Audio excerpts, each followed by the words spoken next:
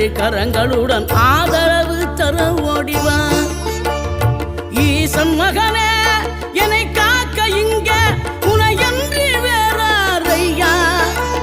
நெஞ்சார நான் நினைக்க பஞ்சாமிர்தம் கொடுக்கும் ஒரு தெய்வம் நீதானையா.